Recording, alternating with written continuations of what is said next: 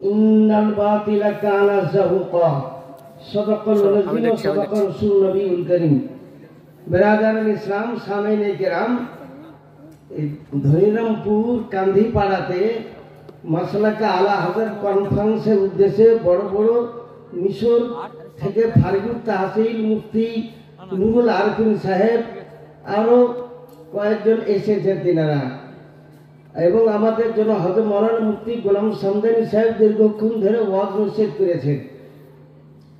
আর লোকজনের সংখ্যা অত্যন্ত কম, প্লেন কিতাব দেখাবো, আমি দলিল ছাড়া কথা বলার চেষ্টাই করি না, বুঝলেন। এই কারণে আমি তাজুস শরিয়ার কাছে পড়ার ছাত্র, বেরেলি মাদ্রাসা মনজার ইসলামের ছাত্র। ভারতবর্ষে মুসলমানকে দুটা দল তৈরি করেছেন, নামটা ইসমাইল দেহলভি, এটা ভালো করে বুঝে যান।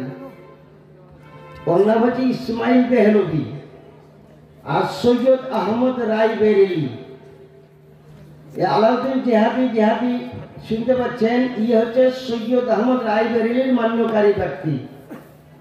এর জন্মের আগকার কিতাব ফতোয়া ফাইজুর রসুল 57 পৃষ্ঠাতে কি লেখেছে, এই দুইজন কোন ধরনের ব্যক্তি ছিল।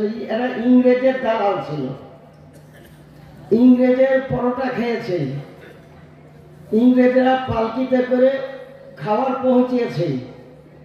তাই ফতোয়া ফাইজুর রসুল 57 পৃষ্ঠাতে লিখেছে যে, আমি প্লেন কথাটা বর্ণনা করব যে लिहाजा रायबरेली सिलसिला बैत में मुरीदाना दुरुस्त नहीं, जो लोग रायबरेली साहिब के सिलसिले बैत हो गए वो बैत को खत्म करके किसी दूसरे काबिल बैत सुन्नी पीर से मुरीद हो जाए।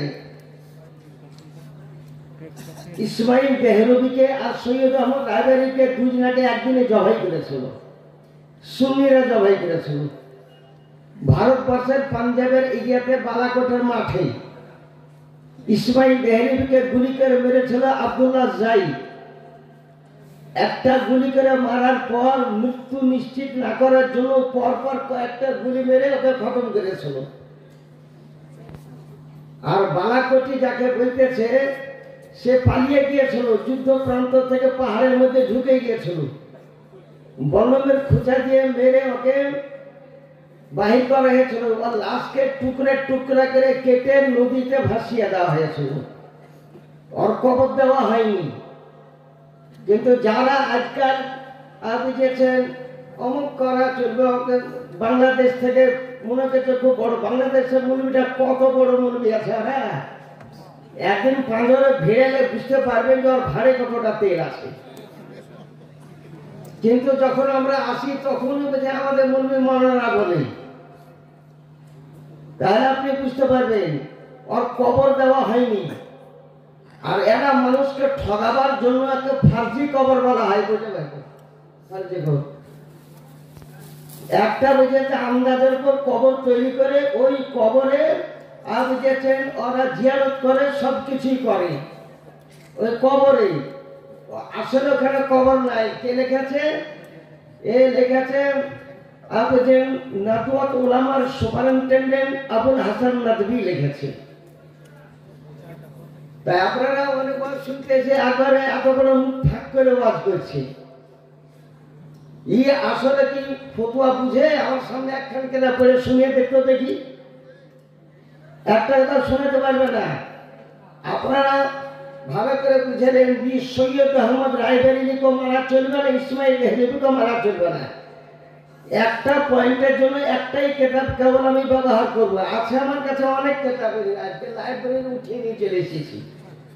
আমি শুনলাম যে এখানে কিছু বলতে হবে, সেই কারণে। কিন্তু এত রাত্রিতে দিলে কি আর শোনা যায়? সব লোক ঠান্ডাতে তো আপন আপন বাড়ি চলে গেলেন তিনারা।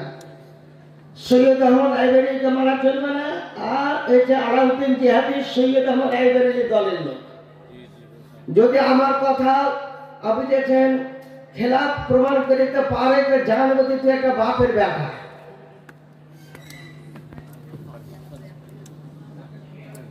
আসলে আর ফার্জে কবর এখানে দেওবন্দি আছে, গায়রুল কালী, তাতে সকলেই আছে। আমরা ফার্জি কবরকে মানি না। মন গড়া কবরকে মানি না, মন গড়া কবরকে জিয়ারত করি না। আমার আলা হযরত ইমাম আহমদ রাজা খান বেরুনি বলেছেন, মন গড়া কবরে জিয়ারত করা হারাম, মিলাদ করাও চলবে না সেখানে। মেলা জায়গাতে পেটের জন্য মন গড়া কবর তৈরি করে মাজার হিসাবে বসে গেছে। লোকে মনে থেকে বড় পীর সাহেবের এখানে মাজার আছে, নজরানা পাই, বুঝলেন। আসলি আর ফার্জি কামড় যারা ওলামায়ে কেরামতের তারাই কেমন দেখে নেবেন আপনারা। সাধারণ লোককে কেমন আমি কেতাব বাইর করে দেখাচ্ছি তাই তো ফার্জি কবর, যে কবর নাই, আর যেখানে কবর নাই ওখানে চাদর দেওয়া চলবে না, যেখানে কবর নাই সেখানে ফাতিহা করা চলবে না। এই কারণে ওলামায়ে দেওবন্দ বলেছে যে কবরে ওই চাদর দেওয়া চলবে না। তো ওরা তো ঠিকই বলেছে যে সৈয়দ আহমদ রায়বেরির কবরে চাদর দেওয়া চলবে না, ফাতিহা পড়াও চলবে না। আসল কবরে কিন্তু চলবে, যেমন গৌসে আজমের কবরে চাদর দেওয়া চলবে, খাজা গরিবনাথের কবরে চলবে। আবু দাউদ শরীফ সিয়াসিতে হাদিসটা বাইর করো না, তোমরা ওইটা বাইর করো। আমার বইটা নোটটা দাও, নোটটা দাও, কত পৃষ্ঠা দাগ দেওয়া যেটা ঘরটা।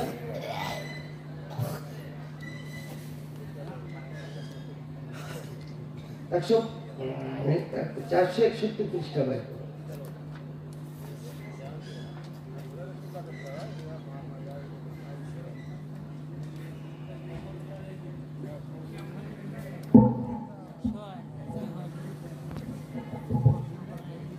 মেয়ে ছেলে দেখেন, আমরা নামাজ পড়ি, নামাজ পড়া ফরজে আইন, নামাজ পড়া কোন মুসলমানকে মাপ নাই। বেটা ছেলে তো মাপ নাই, মেয়ে ছেলে তো নামাজ পড়া মাপ নাই, কাউকে নামাজ পড়া মাপ নাই। কিন্তু মেয়ে ছেলে, এই পীর বাবার দলেরা, পীরের দলেরা মেয়ে ছেলেকে আসার আগ্রহ প্রকাশ করে। কি কারণে? ওদের কাছে কিছু নজরানা পাওয়া যায়। এটা সিয়াসিতে হাদিয়া আবু দাউদ শরীফ, এটা হলো 461 পৃষ্ঠা আবু দাউদ শরীফ সিয়াসিতের হাদিস। এতে লিখতেছে যে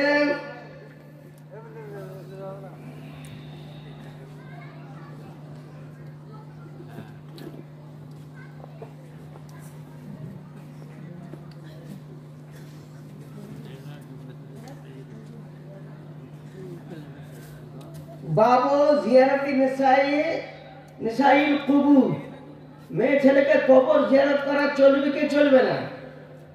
সিয়াসিদ হাদিস শরীফের মধ্যে লিখতেছে ওর উপর লানত বর্ষণ হবে যে মেয়ে ছেলে কবর জিয়ারত করতে যায়। বাড়ি থেকে বাইরের সঙ্গে সঙ্গে ওর উপর লানত বর্ষণ হয় যতক্ষণ পর্যন্ত বাড়ি ফেরত না আসে। আর আলাউদ্দিন জিহাদিকে বলেছে মেয়ে ছেলে কবর জিয়ারত করা যায় গেছে, তাইলে ও হাদিস শরীফকে তো মানে না। আর যে ব্যক্তি হাদিস শরীফকে মানে না ও আবার মুসলমান কিসে? এটা হচ্ছে আবু দাউদ শরীফ 461 পৃষ্ঠা হাদিস শরীফ অরিজিনাল, এটা আবু দাউদ শরীফ একদম। আপনারা তো দূর থেকে দেখতেও পাবেন না, বইও তো মেলায় ভারী। এই দেখেন, এটা আবু দাউদ শরীফ, যে কোনো ব্যক্তি থাকেন আপনি দেখতে পারেন আবু দাউদ শরীফ।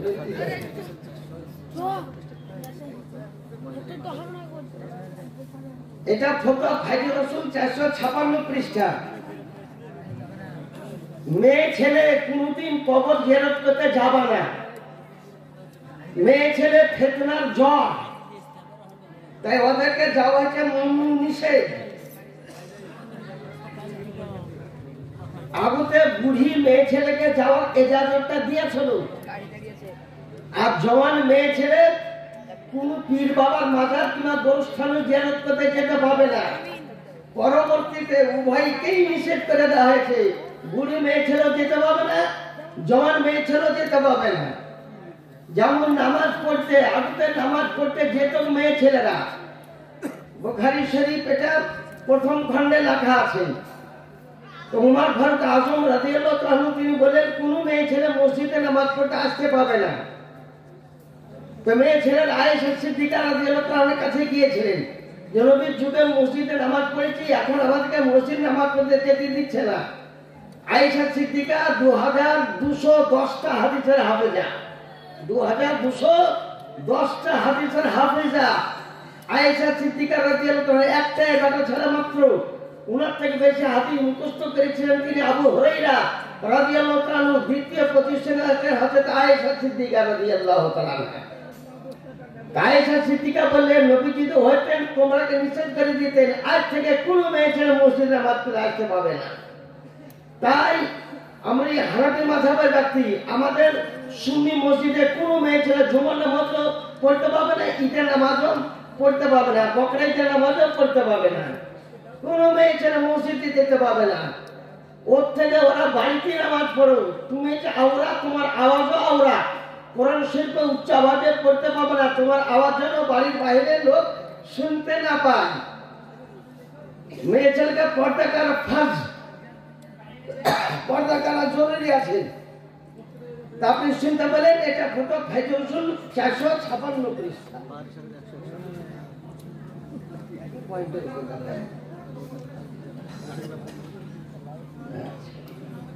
এটা হলো বাহারের শরিয়া, আলমগীরি কিতাবের কম বেশি তর্জমা। এটা হলো বাহারের শরিয়া। বাহারের শরিয়াতে একই কথা লেখা আছে যে দূরে মুক্তার থেকে হাওয়ালা দিচ্ছে, দূরে মুক্তাটা বাইর করবো তো স্বামীটা বাইর করবো, দিনাল আরবিতে আছে। দূরে মুক্তারের মধ্যে লেখা আছে যে বুড়ি মেয়ে ছেলে হোক চাহে জওয়ান মেয়ে ছেলে হোক, কোনো মেয়ে ছেলে কোন গোস্থানও জেরতকে যেতে পারবে, কোন পীরের মাজারও যেতে পারবে না। এটা হলো ফতোয়া স্বামী, এটা আরবি ভাষায়। এটা মিশর থেকে জৈনুল আবেদিন, ইবনুল আবেদিন তিনি এটা লিখেছেন। এই কিতাবটার মোকাবেলা করতে পৃথিবীতে আজ পর্যন্ত কোনো ব্যক্তি পারেনি। এই কিতাবের মধ্যে ওটাই লেখা আছে, বুঝলেন? এই কিতাবের মধ্যে ওইটাই লেখা আছে, কোন মেয়ে ছেলে কবর জিয়ারত করতে যেতে পারবে না।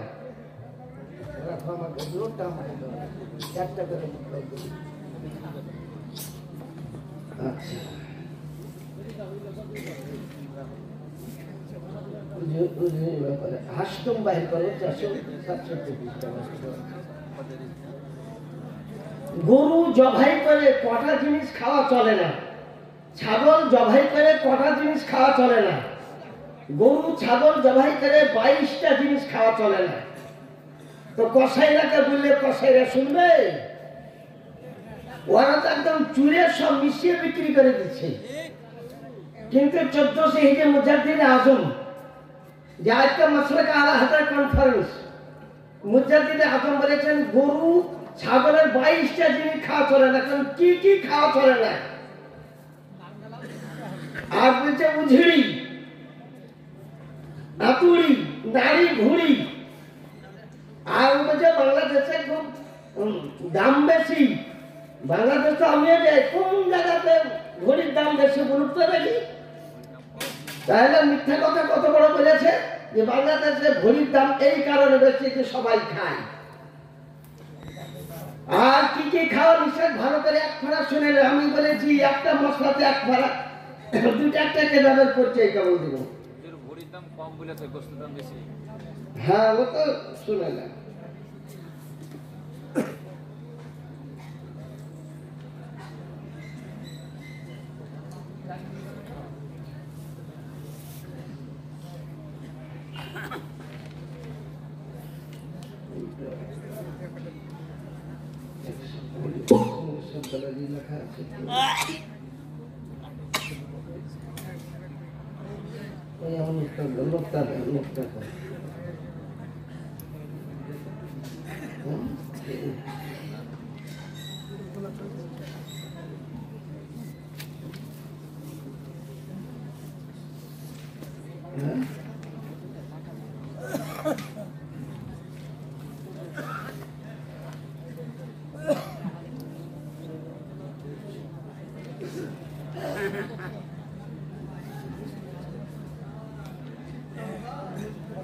আতুড়ি সম্বন্ধে বলতেছি।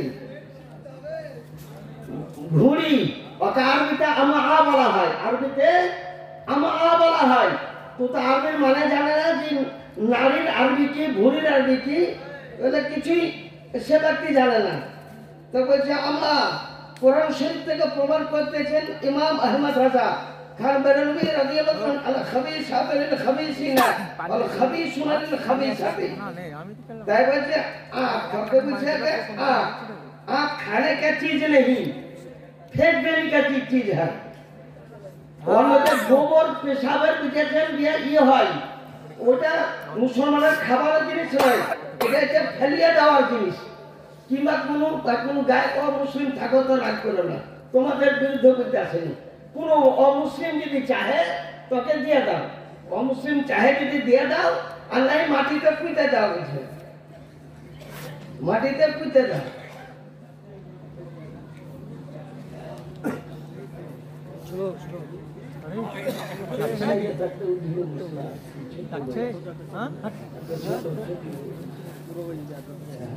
চলে যেতে বলছে একশো যেতে পারে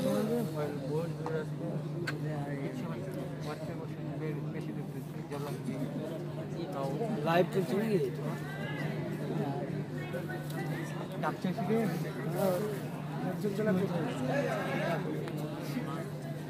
মিথ্যা কথা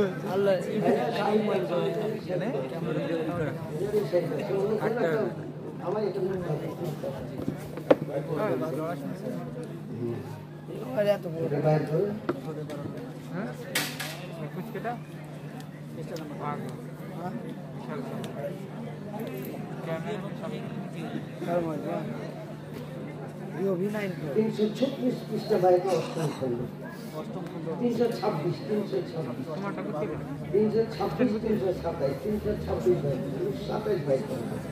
অষ্টম খণ্ড প্রমাণ করুন মুড়ি খাওয়া হারাম দেবেন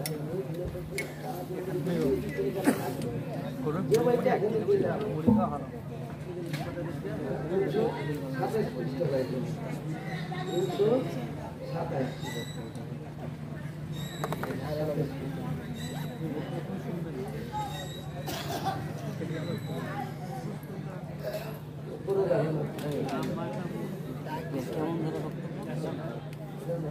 किताब देखे কি কি খাওয়া চলে না গরুর মধ্যে, ছাগলের মধ্যে, ওটা শুনে নিন।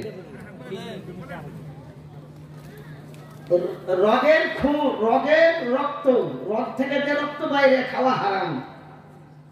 পিত্তা, পিঠ, আপনারা বলতে পারেন, আমি বলতে গেলে বেলাইন দিলে দেবো। ফুকনা, ওর মধ্যে একটা ফটকার মতন থাকে, বুঝলেন, ওকে চুপন দিলে ফটকার শব্দে ফটকা। আর মেয়ে ছেলে বাটা ছেলে থাকো, তোমরা যেমন করে বুঝবে যে বাটা ছেলে বুঝে নেন। গায়ের স্ত্রীলিঙ্গ,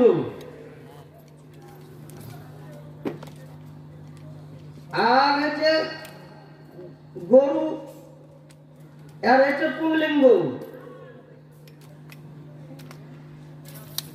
ষাঁড়ের ডিম, দুইটা ডিম থাকে ঝুলে। তারপর গরু, ও একটা জিনিস আছে। হারাম মগজ, তিনটা মগজ আছে গরুর মধ্যে। পাতলা চর্বিতে দুই সাইডে দুইটা, মাঝে একটা, ওটা কালচা রঙের মগজটা হয়, ওটা খাওয়া হারাম।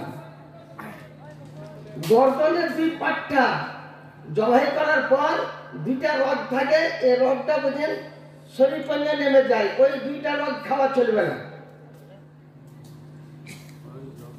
আর কলেজার মধ্যে যে রক্ত থাকে, সে রক্ত খাওয়াও হারাম। তিল্লি, লম্বা জিভার মতন তিল্লির রক্ত খাওয়া চলবে না।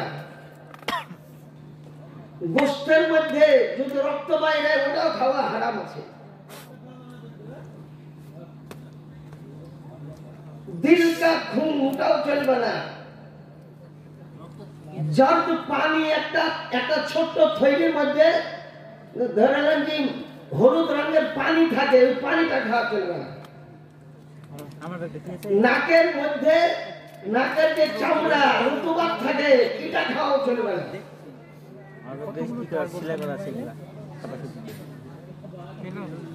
গরুর পায়খানা করার জায়গা, গায়ের পায়খানা করার জায়গা, ওকে দুবুর বলে, ওটা খাওয়া চলবে না। বাদ দেয় কসাইরা ফেড়ে দিয়ে তো সব জবাই করে দিই। উঝুড়ি পেঁচানো নাড়ি, এই পেঁচা নাড়িয়ে লোকে বলছে ওটাই বেশি স্বাদ, তো ওটা খাওয়া চলবে না। একটা ফুটবল আছে, ওই ফুটবলটা খাওয়া চলবে না। গরুর বীর্য থাকে জমা, ওটা খাওয়া হারাম। আল্লাহ বলেছে ওটা হচ্ছে নাপাক। নুতফার মধ্যে, বীর্যের মধ্যে যদি খুন থাকে ওটাও খাওয়া হারাম।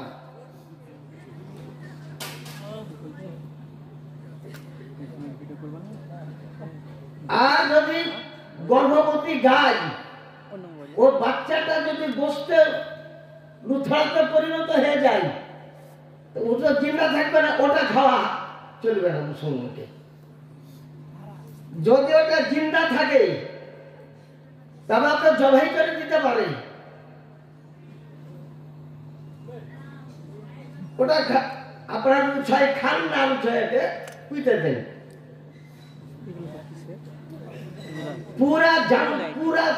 পুরা বাচ্চা তৈরি হয়ে গেছে, আর খালা সব জবাই করার পর শ্বাসরুদ্ধ হয়ে মার পাটি মারা গেল, তো ওর গোস্ত খাওয়া হারাম আছে। দেখেন এবার কম বেশি 22টা পূজা গেল, 22টা পূজা গেল। ফতুয়া রাজাবিয়া 8ম খণ্ড 227 পৃষ্ঠা। আলদিকে তাআলা হযরত ইমাম আহমদ রাজা খান বেরুল বলেন, কাশ মানে উঝড়িকে, ওটাও খাওয়া চলবে না কোন মুসলমানকে। দেখেন আমরা ভিটের বিরোধী ব্যক্তি, যে যারা ভিটে তারা ফতুয়া রাজাবিয়া 10 খণ্ড বাই করে, ফতুয়া রাজাবি তাজুস শরিয়া 10 খণ্ড, তাজুস শরিয়া 10 খণ্ড। এই কিতাবের মধ্যে লিখতেছে যে আমি এখানে বক্তব্য দিচ্ছি, ভিডিও চলে লিখছে, বুঝলেন। আর লোকে বলছে নৈমুত রেজবি ভিডিও করেছে, আমরা কোনো ভিডিও করার হুকুম দিই না। ওই মোবাইলে তুলে দেয়, নেটের উপর ছেড়ে দেয় নৈমুত রেজবি, এটা অমুক বলতেছি। আর কিছু কিছু মৌলবি একদম খুব শখ করে খুশি হয়ে ভিডিও তৈরি করে নিজেকে প্রচার হওয়ার জন্য। ও সম্বন্ধে কি লিখতেছে কিতাবের মধ্যে, ফটো তোলা, আমার ভিডিও তৈরি করা, বক্তব্য দিচ্ছি, লোকে বলছে শুনে। আচ্ছা দেখুন, বুখারী শরীফ যিনি লেখাটা মোহাম্মদ ইসমাইল, তখন ভিডিও কিছু ছিল না, কিন্তু সারা পৃথিবীতে বুখারী প্রচার, সারা পৃথিবীতে ফতোয়া রাজাবিয়া প্রচার। আবু দাউদ, নাসাই, ইবনে মাজাহ, তিরমিজি, ইমাম আজম এরা কোনো ভিডিও করেনি, কিন্তু সারা পৃথিবী মুনাদি কিতাব দিয়ে আমরা করতেছি। তো ভিডিও করার সম্বন্ধে কি বলতেছেন? ফতোয়া তাজুস শরিয়া 10ম খণ্ড 33 পৃষ্ঠা। ইনি এমন একজন ব্যক্তি, সারা পৃথিবীর সর্বশ্রেষ্ঠ বড় মওলানা। তাজুস শরিয়া আক্তারে যা হুজুর, যে মক্কা শরীফের সদর মুতাবিস পর্যন্ত তার সঙ্গে পাল্লা করতে পারেনি, মদিনা শরীফের মাদ্রাসায় হেড মৌলবি পাল্লা করতে পারেনি, যার নাম আক্তার রেজা হুজুর। ইনি একটা কিতাব লিখেছেন 25 কেজি ওজন, ফতোয়া তাজুস শরিয়া। তাতে লিখতেন জানদার কি তসবির খিচনা খিচওয়ানা হারাম হয়। জানদারের তসবির, জানদারের ফটো তোলা, যে তুলবে সেও হারাম করবে, যে তোলাবে সেও হারাম করবে। ফতোয়াতে লিখতেছে, কারণ তুমি এতে জান দিতে পারবে না, এতে জান দিতে পারবে না, আর এটা তুলে একটা খেলার তামাশা ছাড়া কিছুই নয়। যে সমস্ত মৌলবি মাওলানারা ওই ভিডিও করছে, আর তারাই খুব বড় বড় লেকচার দিতেছে, বুঝলে। একটা ভিডিওর বিরুদ্ধে একটা কথা বলার তাদের ক্ষমতা নাই। একটা যেটা ফতোয়া দেয়নি, এই ফতোয়াটা আলা হযরত ইমাম আহমদ রেজা খান বেরলভী তাসবির আহকামে তাসবীরের মধ্যে বলেছেন আশাদুল আযাব ইয়াউমুল কিয়ামাত আল মুসাফফিরুন, সবথেকে বড় আযাব হবে কিয়ামতের প্রান্তরে যে ফটো তুলবে, ফটো খিঁচবে, যে খিঁচার ফটো তোলার অধিকারটা দিবে কিয়ামতের প্রান্তে, আরই সবথেকে বড় আযাব। এ ফতোয়া তাজুস সারিয়া বুঝলেন। আমি বেশিক্ষণ আর বলবো না, বুঝলেন ওই তীর্থখণ্ড বাহির করলাম ওই ফতোয়া এই তীর্থখণ্ড। লোকে বলছে জামাত করার পর মুনাজাত করা চলবে না, কোনো হাদিসে নাই। এরা এই কথা বলেছে যে কোন হাদিসেই নাই, বুঝলেন।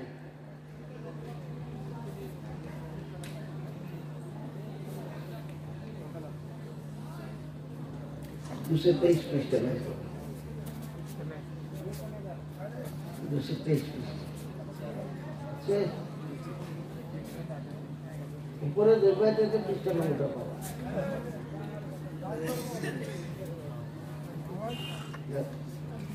নামাজের পর হাত তুলে দোয়া করা, অনেক ব্যক্তি বলতেছে কোন হাদিস শরীফই নাই। ইমাম সাহেব দোয়া করবেন, মুক্তাদি আমিন আমিন বলবে, এরা বলছে কোন হাদিস শরীফের মধ্যে এটা লেখা নাই। আর মুস্তাদরাক লিল হাকিম হাদিসের নাম, আর মুস্তাদরাক লিল হাকিমে লিখতেছে এবং আল্লাহর কালাম কোরআন শরীফ থেকে প্রমাণ আছে। নামাজ পড়ার পর হাত তুলে দোয়া করো। সূরা আলাম নাশরাহ লাকাতে লেখা আছে ফাইজা ফারাগতা ফানসব ওয়া ইলা রাব্বিকা ফারগাব। যখন নামাজ সমাপ্ত করবে তখন তোমরা দোয়াতে মশগুল হও।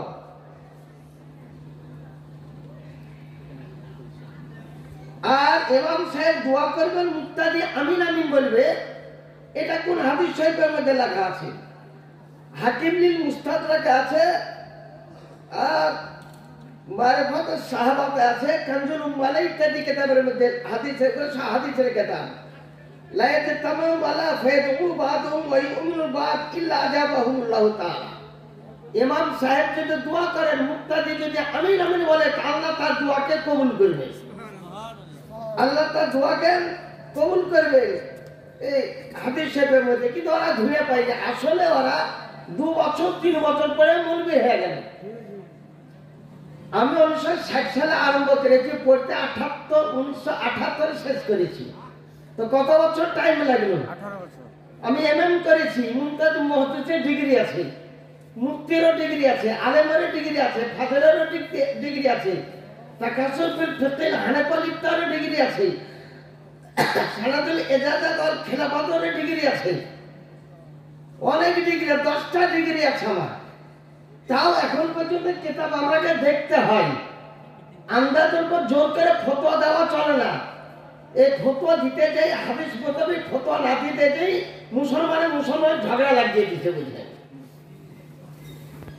তাই এখানে কিতাবের মধ্যে লিখেছেন ইজতিমাউল মুসলিমিন, মুসলমান সবাই একসঙ্গে জমা হও আর আল্লাহর দরবারে দোয়া করো, হাসনা হাসিন হাদিস শরীফের মধ্যে লেখা আছে।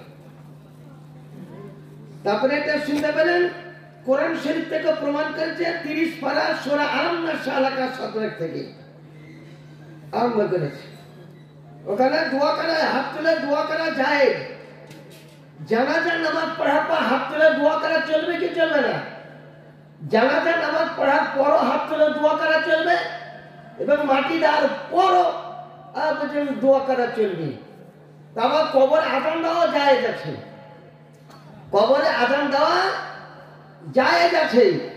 আপনি এখন বলবেন যে ই মশাবে এখন কেউ বললো না, কবরে আজান দেওয়া ফতোয়া স্বামী 22 কেজি ওজন, 2য় খণ্ড 50 পৃষ্ঠাতে লেখা আছে মতলব আল আযান ফি মাওয়াদিয়াল লাতি লিগাইরিস সালাত। নামাজ বাদ দিয়ে 9 জায়গাতে আযান দাও, নামাজ বাদ দিয়ে আরো 9 জায়গাতে আযান দাও। কোন কোন টাইমে? ইনদা মুজদাহিমিল জাইশ, মুসলমান কাফেরের যুদ্ধ যদি হয় তো মুসলমান তুমি আযান দাও, ঢোল বাজায়ও না, আমরা ঢোল বাজার বিপক্ষে। ঢোল তবলা এগুলা বাজানো মুসলমানকে হারাম আছে আহকামের শরীয়ত কেতাবে। অবশ্য আমি সব কেতাবে এনেছি, আহকামের শরীয়ত আছে। তাই এখানে লিখতেছে যে 10 জায়গাতে আজান দাও, একটা নামাজের আজান, যুদ্ধপ্রান্তের আজান। গ্রামে যদি আগুন লেগে যায় তো ওঝা ডেকে পারেন আপনি। গ্রামে আগুন লেগে যায়, একটা দোয়া আছে, ইয়া নারো কুনি বারদান ও সালামান আলা ইব্রাহিম। 5টা ঢালের উপর ফোন দিয়ে দেন, আর ঢালটাকে আগুনের উপর চালান, আগুন আস্তে আস্তে বসে যাবে।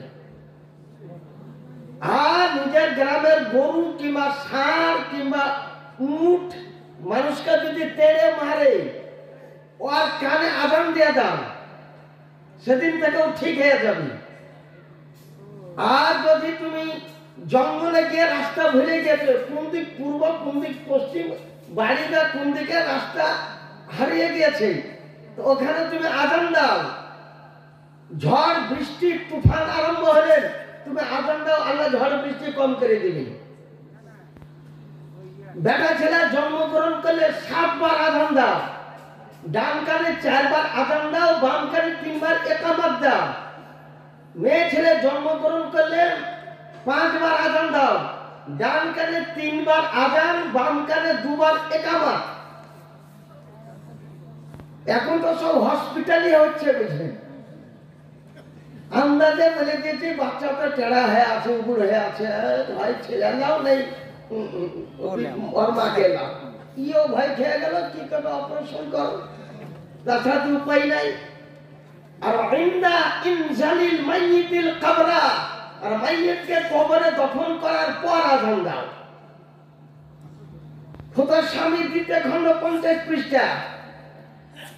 কোন মার দুধ পান করে বেটা দিতে থাকে না আমার মোহাম্মদ রাহিমুদ্দিন। আমি শুধু পশ্চিমবঙ্গকে চ্যালেঞ্জ দিই না, গোটা ভারতের বড় চ্যালেঞ্জ থাকে। ফজর নামাজ 2 রাকাত ফরজ, আমি চ্যালেঞ্জ করলাম, তো মক্কার লোক আমার কথা আই করতে পারবে, খেলাপ করতে পারবে, তা তো আর পারবে না। মক্কা তো ফজর নামাজ 2 রাকাত, আমার এখানে ফজর নামাজ ফরজ 2 রাকাত, আর 2 রাকাত সুন্নাত। তখন আমি যদি কোনো হাদিস শরীফ থেকে বর্ণনা করি, তো পৃথিবীর কোনো দুধ পান করা মান লাল নাই যে এই ফতোয়াকে খতম করতে পারে। তাই কবরে দফন করা তো আজান দিলে 10টা উপকার হয়। আজান দিলে 3টা প্রশ্ন কবরে করায়, 3টা প্রশ্নের উত্তর আজানে আছে। 3টা উত্তর আজানে। কবরে জিজ্ঞাসা করবে মুমকিন নাকি মার রব্বুকা, আর আমরা আজানে বলি আল্লাহু আকবার আল্লাহু আকবার, যে আল্লাহু আকবার উত্তরটা হয়ে গেল। মা দিনকা, ধর্ম কি বলে, হাইয়া আলাস সালাহ, নামাজ ওয়ালা ধর্ম। নামাজ পৃথিবীতে একটাই জাতি পড়ে, ওটা হচ্ছে মুসলমান। বাদ বাকি পৃথিবীর কোন জাতিতে নামাজ পড়ে না। আমার নবীকে, তোমার নবীকে আমরা বলি আশহাদু আন্না মুহাম্মাদার রাসূলুল্লাহ। আপনি লক্ষ্য করে দেখেন না, কবরে 3টা প্রশ্নের উত্তর আজান আছে। অতএব কবরে দফন করার পর আজান দেওয়া জায়েজ আছে। খুদবার আজান একটা বাইর করো, মুক্তি আজান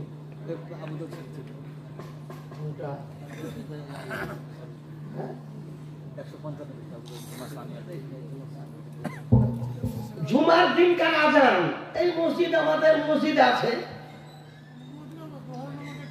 তো জুমার দিনে নামাজ পড়তে মুসলমান পড়লে গ্রামেও জুমা নামাজ পড়তে হবে, কিন্তু জুমা নামাজ পড়ার পর 4 রাকাত জোহরের ফরজ নামাজ আদায় করতে হবে। আগে তাকে আখেরি জোহর বলতো, কিন্তু আসলে ওটাই জোহরেরই ফরজ নামাজ।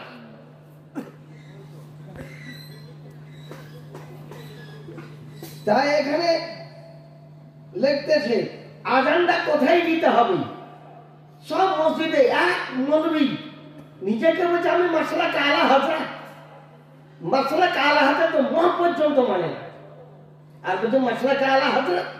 আর কিছু কিছু গ্রামের মোড় মাথা করে চাপ সৃষ্টি করে ইমামের উপর, জোর করে এখানে আজান দাও। আজানটা কোন দিক জায়গায় দিতে হবে, এটা আবু দাউদ শরীফ, এটা হলো আবু দাউদ শরীফ 86টা হাদিস। হাদিসটা পড়ে শোনাই আপনাদেরকে।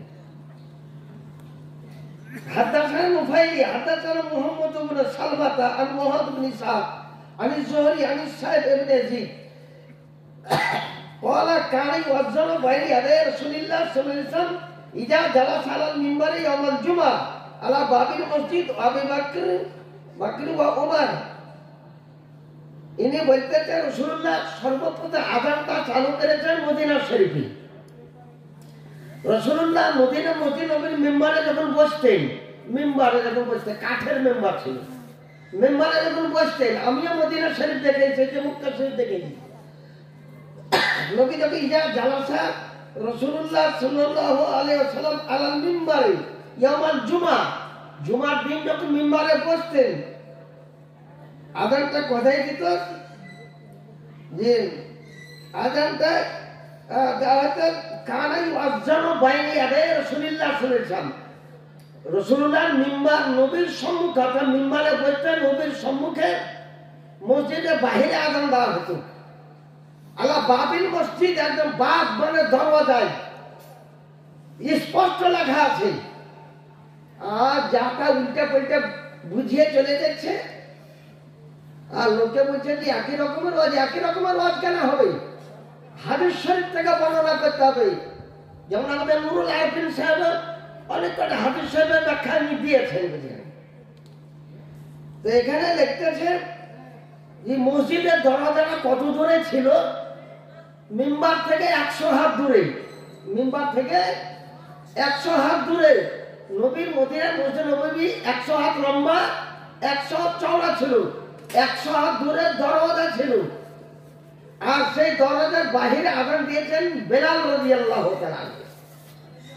ইনি যে আমাদের ইসলাম ধর্মের প্রথম মুয়াজ্জিন হযরত বেলাল রাদিয়াল্লাহু তাআলা, তিনি আযান দিতেন। তিনি সাহাবে রাসূল, আর এটা স্বয়ং রাসূলুল্লাহ সাল্লাল্লাহু আলাইহি ওয়াসাল্লামের কথা। নবীর কথা মানব না, তোমার মুরলের কথা মানব, কোন লোকের কথা মানব? ব্রাদার ইসলাম হাদিস শরীফে যেটা আছে, আর এইটি রদ করতে রদ করে দিয়ে যা। যদি কেউ বলে যে হাদিস শরীফ ভুল হচ্ছে, তো তুই সঠিকটা প্রমাণ করে দিয়ে যা। এটা আবু দাউদ শরীফ 155 পৃষ্ঠা প্রথম খণ্ড।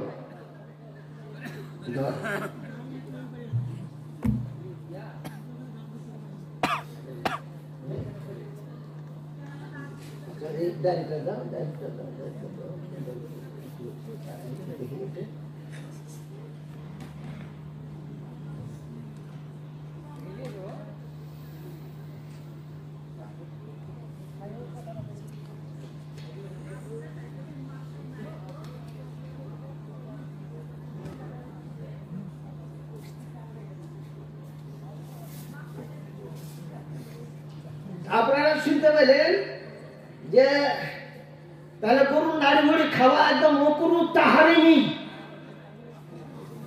নাড়ি খাওয়া হচ্ছে মকরুহ তাহরিমি, হারামের নিকটবর্তী, ওটা খাওয়া চলবে না।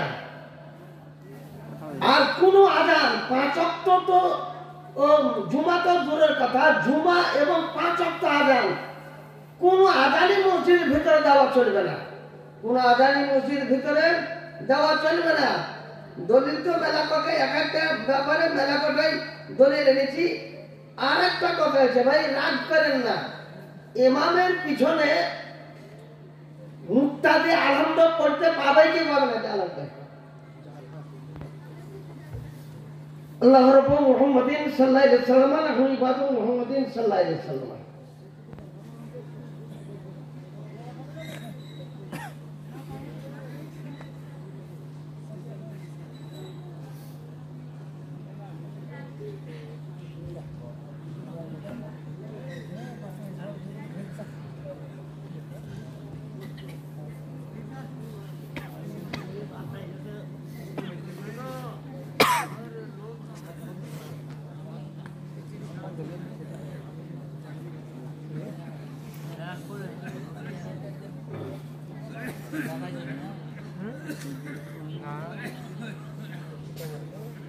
শুনেলেন কেমন করে নামাজ পড়তে হবে?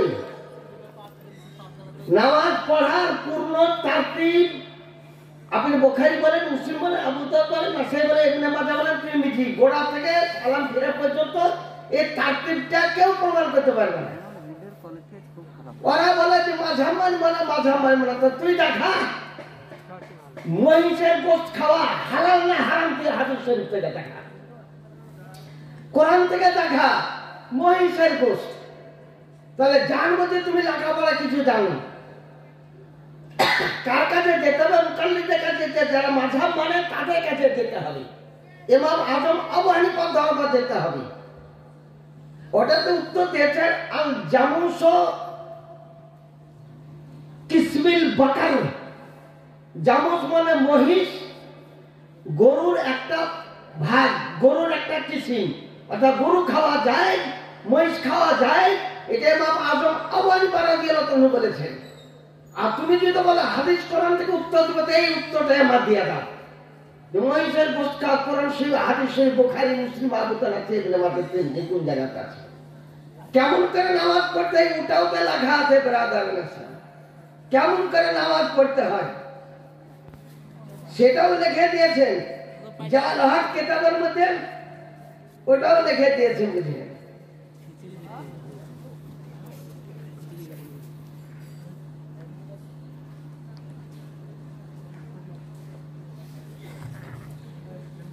হযরত আব্দুল্লাহ ইবনে মাসউদ রাদিয়াল্লাহু আনহু বর্ণনা করেন, ইনি সাহাবী রাসূল, আলা উসাল্লি বিকুম বিসালাতি রাসূলিল্লাহ সাল্লাল্লাহু আলাইহি ওয়াসাল্লাম, আমি কি তোমাদেরকে নবীর মত নামাজ পড়াবো না?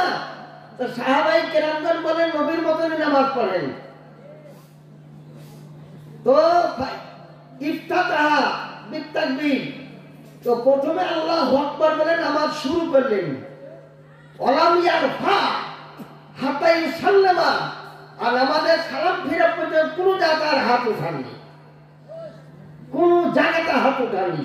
এই বারবারই হাত তুলতেছে, রুকুতে উঠার সময় হাত তুলতেছে। এই হাদিস শরীফটা মনসুখ, এটা একটা মনসুখ হাদিস শরীফ, কেরাত করা চলবে না। দারামি শরীফে লেখা আছে কেরাতুল ইমাম লাহু কেরাতুল ইমামের কেরাতটাই তো মুক্তাদি কেরাত।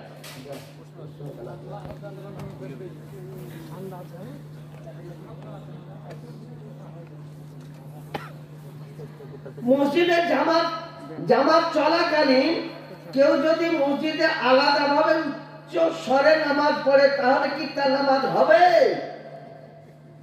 তাহলে জানতে যে জামাতে ইখতিলাফ করতেছে, ওকে জিজ্ঞাসা করতে হবে তুমি ইমামের পিছনে কেন নামাজ পড়ো না? জামাত চলাকালীন কোন ব্যক্তি আলাদা করে নামাজ পড়তে পারবে না, ইমামের পিছনেই নামাজ পড়তে হবে। ইমাম যদি ওহাবি হয় তবে ও ব্যক্তি আলাদা করে নামাজ পড়তে পারে, কিন্তু ইমাম যদি সুন্নি হয়, সুন্নি হাদিস করা মান্যকারী ব্যক্তি, মাসলাকে আলা হাফেজ ব্যক্তি হয়, তবে ওকে আলাদা করে নামাজ পড়া চলবে না। আপনি বলছেন নামাজ হবে কিনা? নামাজ তো হয়ে যাবে, কিন্তু এটা হচ্ছে জামাতের খেলাফকারী ব্যক্তি, এ হলো জামাতের খেলাফকারী ব্যক্তি।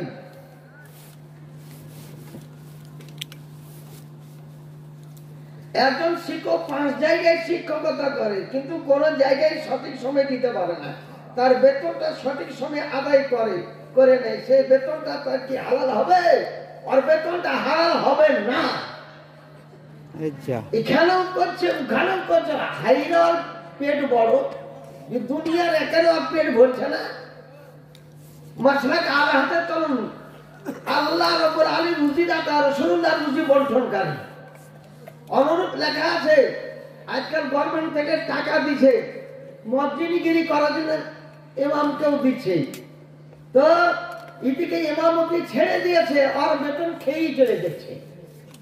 ওটাও লেখা আছে, তুই যেদিন মসজিদে বন্ধ করে দিই সেদিন তুই আর ওই গভর্নমেন্টের টাকাটাও তুই আর পাবি না। ও মনে করছে আমার টাকা হয়ে গেছে, আমার একদম জীবন ভরের জন্য, আরে মসজিদের জন্য হয়েছিল। ও 5 টাকার বেতন খেতে পাবে না, তাহলে 5 টাকাতেই সঠিকভাবে সময় দিতে হবে। ছেলেরা যতক্ষণ পড়ার টাইম অতক্ষণ পর্যন্ত পড়াইতে হবে, 5 টাকা থেকে পড়া সম্ভব?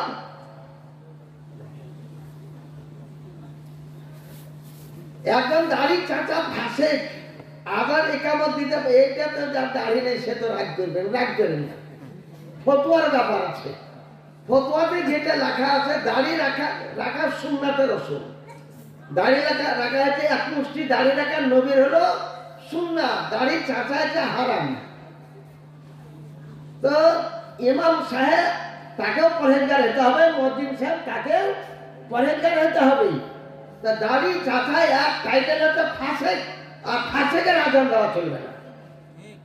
দাড়ি ছাটা ব্যক্তির আজান দেওয়া চলবে না। 2 আঙ্গুল দাড়িওয়ালা আজান দিতে পারবে না, 3 আঙ্গুল দাড়িওয়ালা আজান দিতে পারবে না, বেল চাটুকু আজান দিতে পারবে না। মনে করেন যে কেউই নাই, তখন দিবে সেটা আলাদা। তাহলে আবার কি করে হলো? তখন আর কি করে চলবে? রোজা থাকলে হুজুর একই তো প্রশ্ন। ও একজন ইমাম সাহেব আর দাঁড়িয়েছে হুচুমচুম দাড়ি, চুয়াংচু দাড়ি, লেলিন কাট, চাইনা কাট দাড়ি, 2 আঙ্গুল দাড়ি, 1.5 আঙ্গুল দাড়ি, খুচখুচ দাড়ি, আর ইমামতি করার খুব শখ। আর পিছিয়ে নামাজ পড়া মকরুহ তাহরিমি, যে নামাজ পড়বে ওই নামাজটাকে ওর পিছনে নামাজ হবে না, ওই মুখটা থেকে আবার ঘুরিয়ে নামাজের আদায় করতে হবে। কোন দাড়ি ছাঁটা ব্যক্তি 4 আঙ্গুল কম দাড়িওয়ালা ইমাম, ওই ইমাম হওয়ার যোগ্য ব্যক্তি নয়, আর সাক্ষী পর্যন্ত চলবে না। আর এখন দেখছি অনুরূপ দাড়ি কালো করা, কালো করে মানে সাদা দাড়ি কালো করেছে, ওর পিছন নামাজ পড়া চলবে না, ওর পিছন নামাজ পড়া চলবে না। দাড়ি কালো করুক, চাই চুল কালো করুক। কিছু কিছু বেটা ছেলে আছে মালা দিছে, মালা হাতে বালা, বেটা ছেলেকে হাতে বালা দেওয়া হারাম, একদম গলায় চেন পরা হারাম, এটা চলবে না। মেয়ে ছেলে চলবে, তবে মেয়ে ছেলে সোনা চাঁদি ছাড়া অন্য কোনো ধাতুর অলঙ্কার ব্যবহার করতে পারবে না। ওই 10 টাকা এই যে এখানে বোঝেন ওই সমস্ত চুড়ি বালি ওগুলাকে দোকান বন্ধ করেছে, ভালো কাজ করেছে। ওই 5 টাকা 10 টাকাতে কিনা কানে ঝুলিয়ে দিচ্ছে, এগুলা শরীয়তের ফতোয়াতে লেখা আছে, এগুলা চলবেই না। কোনো মেয়ে ছেলেকে চলবে না। মেয়ে ছেলেকে একমাত্র সোনা আর চাঁদি এই 2টা ধাতু চলবে, আর কাঠের চুড়ি পরা চলবে, প্লাস্টিক পরা চলবে, হাতির দাঁতের এগুলা পরা চলবে, ওগুলা চলবে। কিন্তু তামা, পিতল, ব্রোঞ্জ, কাঁসা, লোহা এই সমস্ত অলঙ্কার যে তৈরি হয়েছে এগুলা পরা চলবে না। তার যদি সোনা না থাকে, সোনা না থাকে তো এমনি থাকবে, এমনি থাকবে, বুঝলে?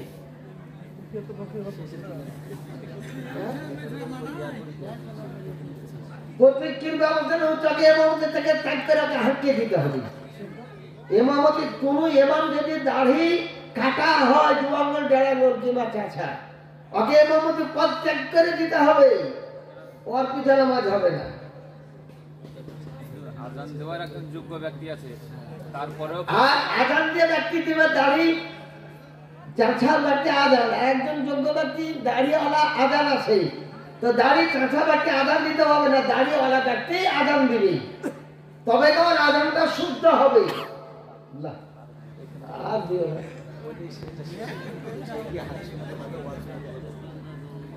দেখেন কোন ফাসেকের আপনি হাদিস শরীফ শুনেন না, ও যদি দাড়িতে ধোকা দিতে পারে হাদিসেও ধোকা দিতে পারে, হাদিসেও ধোকা দিতে পারে। আমি কোনটা ঠিক বলে পেটি বলে আপনি তো বুঝতে পারেন আমার কথাটা বিশ্বাস। অনুরূপ কোন ফাসেক ব্যক্তি যদি কোন হাদিস শরীফ শুনে আর হাদিস শরীফ শুনেন না, ধোকা দিয়ে আপনার উল্টা কথা বুঝিয়ে দিবি। যেমন বাংলা বোখারিতে লিখে গেছে, বাংলা বোখারিতে আজান জুমার দিন আজান দিবেন মেম্বারে 2 হাত দূরে, এই কথা লেখা আছে বাংলা বোখারিতে। তো বোখারি শরীফের সঙ্গে ধোঁকাবাজি করেছে, বোখারি অরিজিনাল বোখারিতে ওটা নাই, 2 হাত দূরে বোখারিতে লেখা নাই, লেখা আছে 100 হাত দূরে, বুঝলেন? ওই সব ব্যক্তিতে সাবধানে থাকতে হবে। ওর হাদিস আপনি শুনবেন না, ও হাদিস কি জানে? দাড়ি চাচা ব্যক্তি, দাড়ি ছাড়া ব্যক্তি কোন হাদিসটা শোনাবে?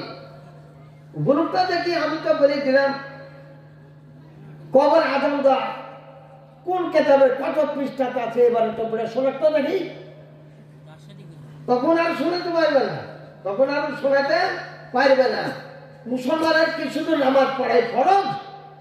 মুসলমান নামাজ পড়াও ফরজ, জাকাত দেওয়াও ফরজ, হজ করাও ফরজ যদি সাহেবের নেশাব ব্যক্তি হয়, তবে তাকে জাকাত দিতে হজ করতে হবে। ওরা বলেছে যে রমজান শরীফে রোজা রেখে যদি গরিব মানুষ হয় আর মুনিশ খাটতে যায় তো রোজা না রাখলেও চলবে। এটা কিন্তু হাদিসে লেখা নয়। গরিবকেও রোজা রাখতে হবে, বড় লোককেও রোজা রাখতে হবে। লাউড স্পিকার নামাজ হয়? এই লাউড স্পিকারে বক্তব্য দেওয়া যায়, খুতবা পড়া যায়, আজান দেওয়া যায়, কিন্তু লাউড স্পিকারে নামাজ পড়া চলবে না। লাউড স্পিকারে নামাজ পড়া চলবে না। এটা ফতোয়া রাজাবিয়া তৃতীয় ফতোয়া মুফতি আজমের তৃতীয় খণ্ডে লেখা আছে, ওটা আমার কাছে আছে।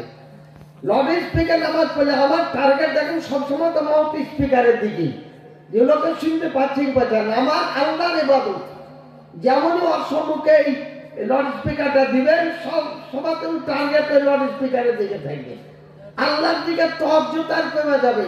এই ঈদের নামাজও মাইকে পড়া চলবে না, বকরা ঈদের নামাজও মাইকে পড়া চলবে না, জুমার আজানও জুমার নামাজও মাইকে পড়া চলবে না। এটাই ফতোয়া মুফতি আজম হিন্দের তৃতীয় খণ্ডে লেখা আছে। মুফতি আজম হিন্দ রাদিয়াল্লাহু আনহু বলে হাদিস শরীফ থেকে প্রমাণ করে এটাই তো আপনাদের ভুল। আমার রাসূলুল্লাহ যুগে কি মাইক ছিল? আজ থেকে মাত্র 50 বছর পূর্বে মাইক আবিষ্কার হয়েছে, মাত্র 50 বছর। এই হাদিস শরীফ থেকে সাদার উপর যেমন এদারাতে আল্লাহু আকবার যদি বলেন তো পরে আরেকটা শব্দ ভাষমান হয়ে উঠে আসে, একেবারে সাদা। ওই সাদাতে যদি কেউ রুকু করে সেজদা করতে নামাজ আর হবে না, তাই লাউড স্পিকারে নামাজ হবে না। হ্যাঁ, যেমন ফাসিক দাড়ি কাটা, এটা একটা বিষয় বুঝতে পারা যায়, সবাই জানতে পারলেন যে একটা ফাসিকটা বিষয় দাড়ি কাটা। কিন্তু দাড়ি কাটা ছাড়া অন্য কোনো বিষয় যেমন নামাজ না পড়া, তারপরে মিথ্যা কথা বলা, সুদ খাওয়া, জেনা করা, এগুলা কি ফাসিকের মধ্যে পড়ছে না ফাসিকের বাইরে? একই পর্যায়ে পড়ছে। নামাজ জামাত না করা, সুদ ঘরের পিছে নামাজ পড়েন না, সুদ ঘরকে কুরবানিতে ভাগ নিয়েন না, যে রাগ করবে করুক্কা। আরেকটা বিষয় আছে, হ্যাঁ বলুন। clear হলো না? হ্যাঁ হ্যাঁ। তাহলে নামাজ না পড়া ব্যক্তি ফাসিক, এবং সে যদি আলেম হয়, নামাজ পড়ছে না, জামাতে যাচ্ছে না, কিন্তু সে ব্যক্তি দাড়ি কাটা একটা সাধারণ লোক যদি হয়, আর একটা আলেমের যদি নামাজ না পড়ে, তাহলে সেক্ষেত্রে কি হয়? ও ব্যক্তিও ফাঁসিকের পর্যায়ে ধরা হয়েছে। সেও একটা ফাঁসেক, যে মসজিদে জামাত হচ্ছে ও আর গেল না, জি জি, বাড়িতে বসে থেকে গেল না, ও ফাঁসেক। নামাজই পড়লো না। কিংবা নামাজ পড়ে ওকে ইমামতি করতে দিয়েন না। জি। আর হুজুর জিজ্ঞাসা করে আর হুজুর, একটা বিষয় যেমন সুদের বিষয়, মানুষ আমরা কেউ বিপদে পড়ে কারোর কাছে যখন আমরা টাকা চাইতে যাই, তাহলে স্বাভাবিক কি করে যে লাভ দিলে হবে, সেটা আমরা ব্যাংক স্টেটের সুদ। হ্যাঁ, কিন্তু বিষয় যারা মাঠে জমি বন্ধক নিয়ে আবাদ করছে, এটা একটা সুদ কি সুদ না? মনে করেন 1 বিঘা জমি 10,000 টাকাতে নিল, যতদিন টাকা দিতে না পারবে ততদিন জমিয়ে খাবে, ওকে পুরো টাকা গড়িয়ে দিতে জি হবে। জি, হ্যাঁ, এটা হ্যাঁ, তাহলে তো আর হচ্ছে জমির ফসল খাওয়া হারাম একদম। জি, অন্য পেছনে নামাজ হবে কি হবে না? ওর পেছনে নামাজ হবে না। জি ওর ফসল বর্তমান যুগে যে মূল্য চলতেছে 5,000 কি 4,000 কি 1,000 কমই দিবে, সেই মূল্য প্রতি বছর ওকে দিয়ে ঘাটতি ওকে কমাইতে হবে। তা না করে এখন বর্তমানে চলছেন যে টাকা পুরা ঘুরিয়ে পেল, আর যতদিন টাকা দিতে না পেলো ততদিন জমি খেয়ে উঠল। ওর ফসল খাওয়া হারাম, আর গম আর যেতেন ধান খাওয়া হারাম একদম। তাকে যদি বোঝানো হয় এটা সুদের মধ্যে গণ্য হবে, সে বুঝলো না, সে বুঝছে না যেন এটা ভাবুন ফতোয়া কোরআন সে লেখা ওয়াইদা খাতাবাহুল জাহিলুনা ক্বালু সালামা। জি জি যখন বুঝবে না বলে তুই বুঝবি না, বুঝে যা, জি, ওর পাপ ওকেই হবে, বুঝলেন? ঠিক আছে। সুবহানাল্লাহ সুবহানাল্লাহ। এই পর্যন্তই প্রশ্ন করে আচার কিছু শেষ হয়ে যাবে। আজকে আমাদের ধনিরামপুর কান্দি পাড়াতে আদিমুসান মাসালাকে আলা হজরতের বর্ণনাটা হলো, বুঝলেন। আর আমি কান্দিপাড়ার সমস্ত মুসলমানকে, খাস করে যে ছেলে দুইটার নাম রাশেদুল একটা কি, ওই ছেলেদেরকে আমি অত্যন্ত ধন্যবাদ জানাই যে তিনারা এত বড় একটা কনফারেন্স আপনারা কায়েম করেছেন। আমরা বহু দূর থেকে, আমার বাড়ি মেলায় দূর, একদম ভগবানগুলোকে এখানে আছে, রাস্তায় শেষ হয় না এমন কথা অদূর থেকে। হ্যাঁ বলুন। ব্যাংকের সুদের ব্যাপার বলো। ঠিক ধরেছ মশলা। ব্যাংকে টাকা রাখার পর ওর টাকা বেশি ইন্টারেস্ট টাকা বলে পাওয়া যায়, তো ব্যাংকে টাকা রেখে যে ইন্টারেস্ট পাওয়া যাবে ওটা লাওয়া যায় গেছে, ওটা লাওয়া যায় গেছে। রেশালে ব্যাংকে টাকার মধ্যে লেখা আছে, ফতোয়া তাজুস শরিয়াতে লেখা আছে, ওটা আমার কাছে আছে। ওটা সুদ নয়, উসে সুদ समझना जायज नहीं बल्कि खालिस नफा है, ওটা লাভ। ব্যাংকের কোনো মালিক নাই, আপনারা ব্যাংক সম্বন্ধে জানেন না, ব্যাংকের কোনো মালিক নাই।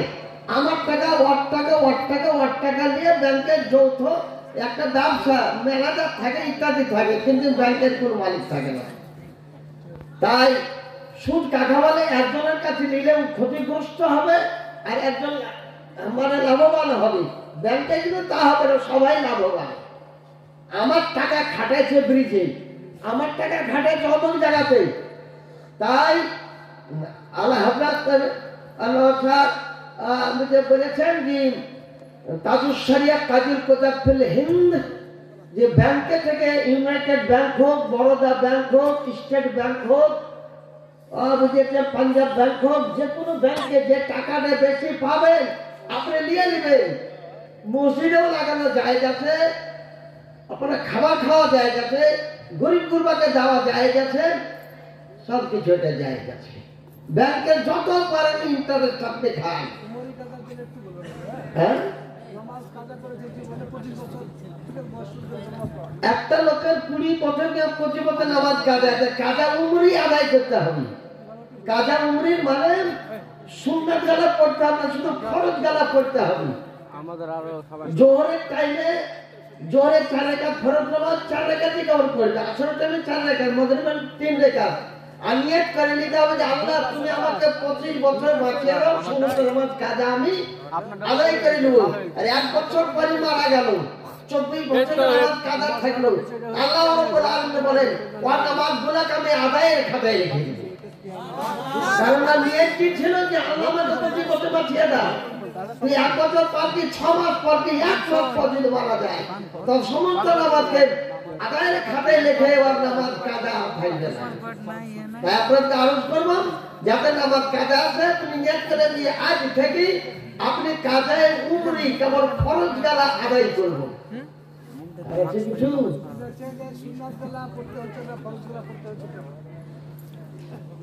ফরজ গালা আল্লাহর কালাম কোরআন শরীফ থেকে প্রমাণ, সুন্নাত গালা রাসূল হাদিস শরীফ থেকে প্রমাণ। সুন্নাত পড়তে গেলে ফরজটা আদায় করতে ওর কষ্ট হবে, এই কারণে এটা ইমাম আজম আবু হানিফা রাদিয়াল্লাহু তাআলা হাদিস শরীফ থেকে এটা মাপ দিয়ে দিয়েছেন। সুন্নাত গালা মাপ। লক্ষ্মী ভান্ডারে টাকা দেওয়া যায় গেছে, কৃষি দপ্তরে লাগে, গভর্নমেন্ট থেকে যেটা আপনি ফ্যাসিলিটি পাবেন ওটা দেওয়া যায় গেছে। গভর্নমেন্ট থেকে কমিশনের জন্য টাকা যদি যায় আপনি টাকা দিয়ে নেবেন, বুঝেন, গভর্নমেন্টের অনুদান দেওয়া যায় গেছে। হুজুর মাস্ক পরে নামাজ পড়া, মাস্ক পরে নামাজ পড়া, মুখ ঢেকে মাস্ক পরে নামাজ পড়ে নামাজ হয়ে যাবে, কিন্তু মুখে উজামকে নামাজ পড়তে হয়, মুখে উজামকে নামাজ পড়তে হয়। এটা করোনা সম্বন্ধে আপনাদের করে দিয়েছে, মুখকে ঢেকে ওই মাস্ক সম্বন্ধে একজন বর্ণনা করেছিল, নিজের নিঃশ্বাসটা নিজের মধ্যে আছে, ওকে আরো ক্ষতি, ওকে আরো ক্ষতি, বুঝলেন। তবে এখন ভারতবর্ষে বাস করি, ভারতের আইন এখন মেনে চলতে হবে আমাদেরকে। বেরাদারান ইসলাম সামনে লেখলাম, মুখটা একটু হাটিয়ে দিতে হবে, খালি পেছানির ওপর আপনাকে শ্রদ্ধা করতে হবে। আর যদি আপনি মুখ ঢেকে নামাজ পড়ে নেন তো নামাজটা হয়ে যাবে, নামাজটা হয়ে যাবে। আর কিছু আছে? বলছি হুজুর, যে কোনো রাষ্ট্রে যেখানে ইসলামিক কৃষ্টি কালচার মানে পুরো ইসলামিক ছাড়া অন্য কোন জাতির যেখানে বাস নাই, সেই দেশেও কি গভর্নমেন্টের ব্যাংকে আর কি ব্যাংকে ঠিক প্রশ্ন করেছেন আপনি, একদম এটা একদম সঠিক প্রশ্ন করেছেন। যে রাষ্ট্রটা মুসলমানদের, যেমন আরব একটা, আরব দেশে ব্যাংকে টাকা রাখলে কোনো ইন্টারেস্ট পাওয়া যায় না। আপনি 10,000 টাকা রাখেন তো 10 বছর পর আপনি 10,000 টাকা পাবেন, 1 পয়সা।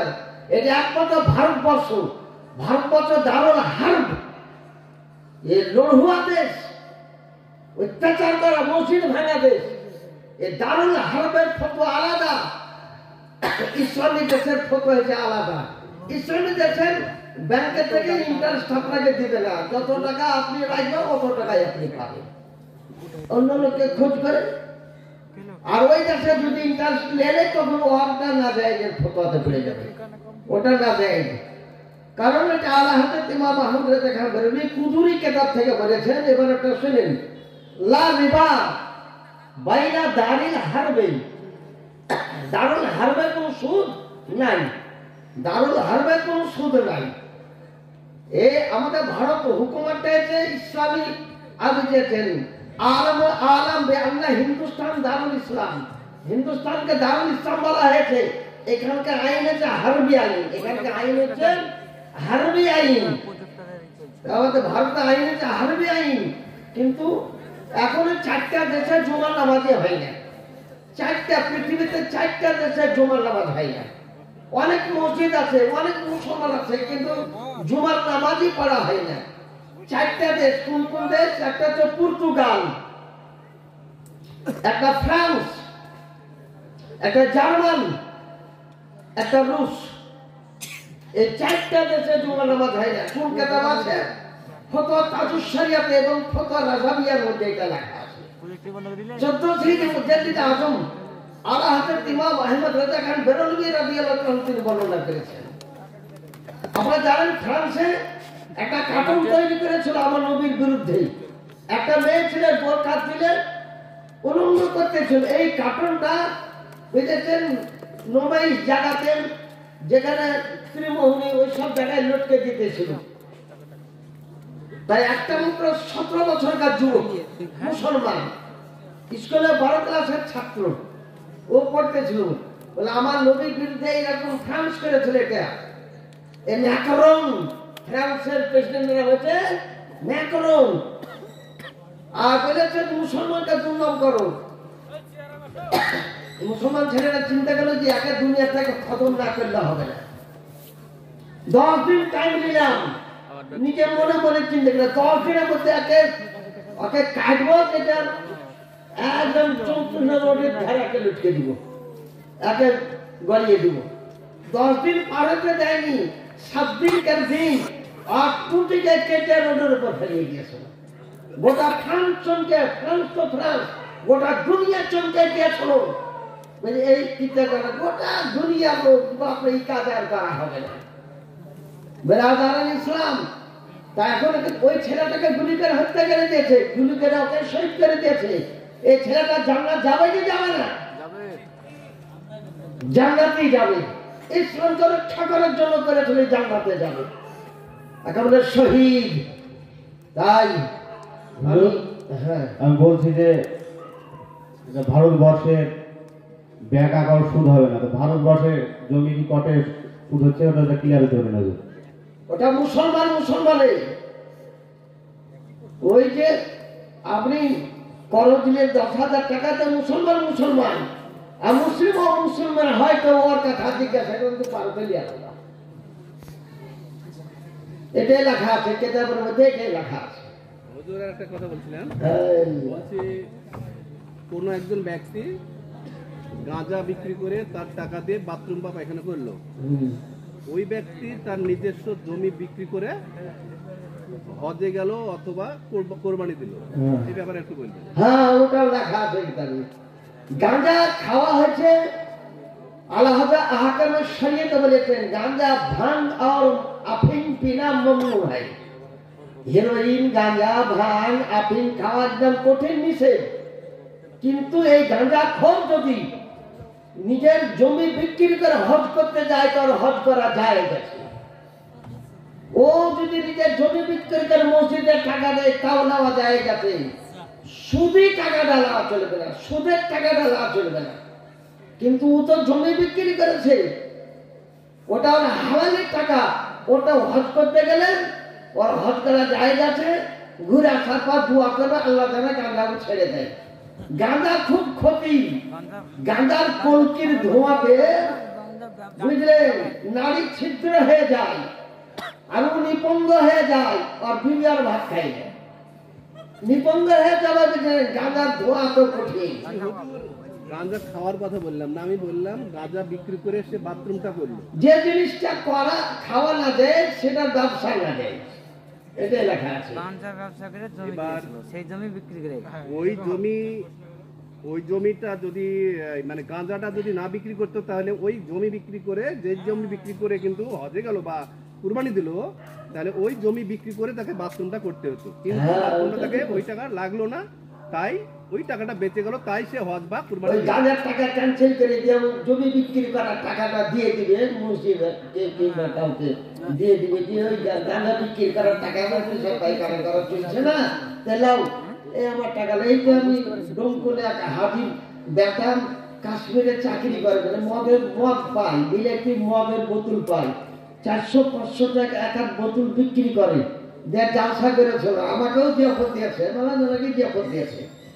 আর এরিয়াতে গরু জবাই করেছে, 6-7টা গরু জবাই করে সবকে জিয়াফত দিয়েছে। একটা লোকে প্রশ্ন করছে যে হুজুর মদ বিক্রি করার টাকাতে খানা খাওয়া কি চলবে, আর মৌলবীরাকে বিদায় করা? নাম কিন্তু লেখেনি, ভয়ের চটে নাম লেখেনি, ধরে দিবে বড় লোক ব্যক্তি।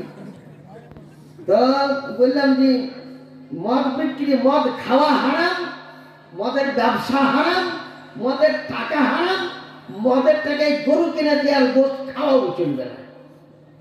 এখন হাজি বিপদ লোক শুনে নিলে আর যে হুজুর অন্য লাইনের ওয়াজ করেন, অন্য লাইনের ওয়াজ করেন, আপনার মদটা বাদ দিয়ে আপনি অন্য লাইনের ওয়াজ করেন, অন্য লাইনে ওয়াজ করবো কেন? কি ব্যাপার আপনি বলেন?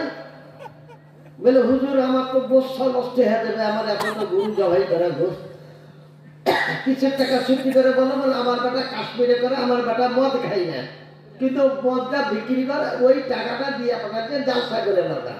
বলে একটা জালসা করে চলবে না। হাজি কিন্তু ভালো ব্যক্তি ছিল না, যার যত টাকা খরচ হয়েছে আমার নিজস্ব জমি বিক্রি করার টাকা চলবে কি চলে, উঠা চলবে। যাক আমি এই টাকা মদের টাকা ক্যান্সেল করে দিয়ে আমি গরু কেনার টাকা আমার নিজস্ব জমি বিক্রি করা হোক, আমার নিজের কাছ থেকে দিব, তাহলে খানা খাওয়া চলবে না, তাহলে খানা খাওয়া চলবে। হুজুর ওই ব্যবসার টাকাতে জমিটা কিনা ছিল, পরে সেই জমিটা বিক্রি করে যদি দেয় তাহলে সেটার বিষয়টা কি? ও টাকা ক্যান্সেল করে দিবে। হ্যাঁ বিড়ি বাঁধা যায় গেছে, বিড়ি বাঁধা যায় গেছে, বিড়ি খাওয়া মুবা, মুখে গন্ধ হইল মকরু, বিড়ি সিগারেট খৈনি তামুক হুক্কা এগুলা খাওয়া ফতোয়া তাজুস শরিয়া জিলদের তহবের মধ্যে লেখা আছে যে এগুলা হচ্ছে মুবা, মুখ বন্ধ করে, গন্ধটা দূর করে দিতে হবে। এই কথা আমি বলছি না, অন্য একটা কথা আমি বলছি না, আমি আর একটা কথা বলতেছি, সেটা হচ্ছে গাঁজা, কোনো ব্যক্তি যদি গাঁজা খায় তাই 40 দিন তার নামাজ কবুল হয় না নাকি এরকম শুনেছি। তো ওটা দেখিনি কেতাবে, ওটা কেতাবে দেখিনি। ওটা গাঁজা খেয়ে সেই ব্যক্তি নামাজ পড়তে পারে? গাঁজা খেয়ে যদি মুখকে পরিষ্কার করে উজু করে, নিশা যদি না থাকে, নিশা থাকলে তো আসতে পাবে না। ওটা কোরআন শরীফ তাকারুস সালাত ওয়া আনতুম সুকারা, নিশা অবস্থায় কি মসজিদ আসে না, নিশা যদি না থাকে উজু করে মসজিদ আসলে নামাজ পড়া যায়। বন্ধ করে দিই।